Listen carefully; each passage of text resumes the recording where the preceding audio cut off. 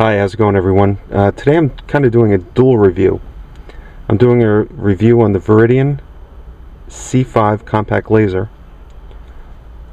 and also I'm recording this video on a Kodak ZI-8 compact camcorder, similar to the Mino Flips, but by Kodak. That seems to get pretty good reviews, so I picked one up and we'll see how it does on this video. So starting out with the Viridian, and also bear in mind I'm doing this on a portable camcorder. I'm going to be shooting in one hand with the camcorder and also demoing the Viridian laser system with the other hand, so if it gets a little choppy you'll have to excuse that. Gun is safe and empty. I'm not going to bore you showing. Also on this weapon, which is the Smith & Wesson M&P 40C Compact 40. I also have mounted on it the Crimson Trace laser, which fits into the back strap. So I'm going to have them side by side, and we can see how they compare with each other at different distances. Right now I'm shooting in shaded daylight, and let me just turn on the Viridian first and zoom up a bit. Okay, turning on the Viridian. The power button is the button, once again, shooting one-handed, right here. It's on both sides, which you will need to go through the different modes. So to change modes and to turn on you just push either button, doesn't matter which one. There's the laser right there. Now, excuse the choppiness, because I'm going to have to activate both buttons to go through the two different modes. Now this is a Viridian laser with just the laser, no light attached. There's 6 modes, I believe, on that one, and 2 on this one. You can either have steady green, press both buttons together, and that'll give you the blinking effect. So I'm going to go back to steady green, because that's what the Crimson Trace is going to be.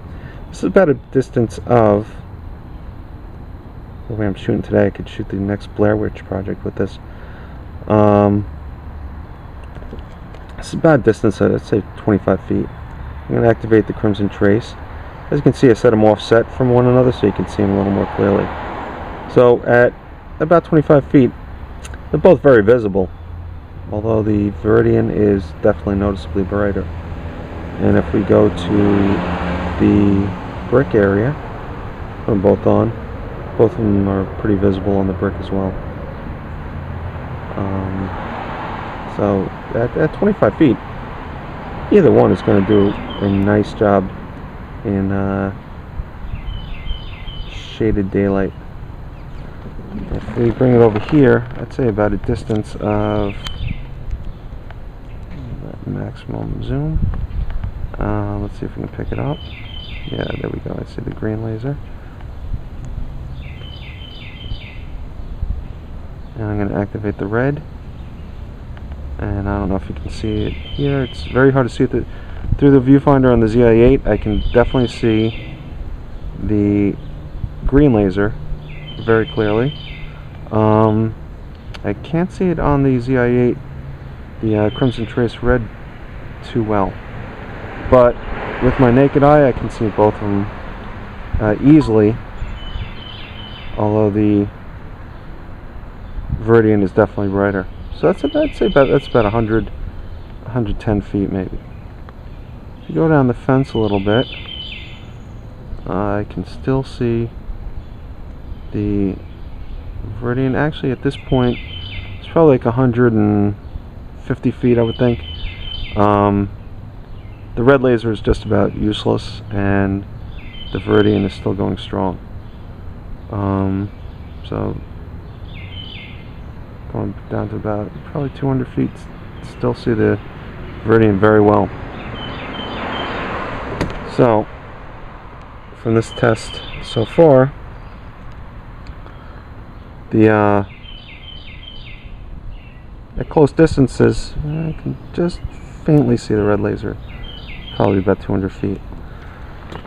So definitely at longer range, the Viridian definitely has the advantage of being more visible over greater distances.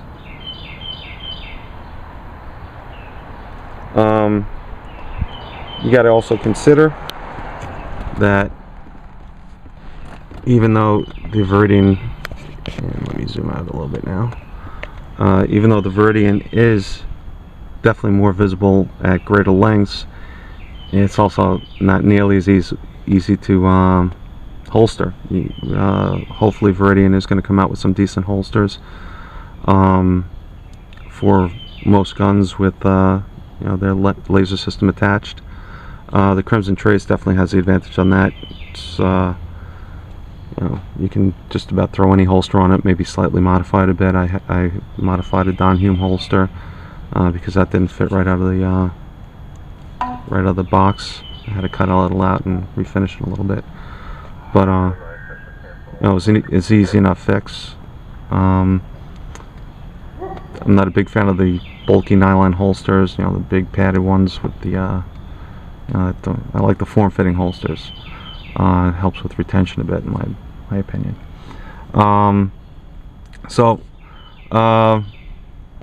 There you have it. Both Crimson Trace and Viridian lasers side by side, shaded daylight. I would try.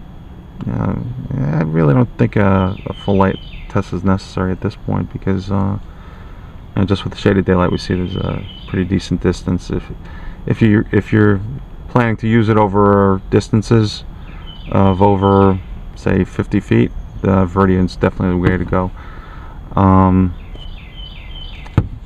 And this also concludes the first shooting of a video with my Kodak ZI-8. So we'll see how that performs on playback. Hope it was informative. And as always, if you have any questions, feel free to ask. Thank you.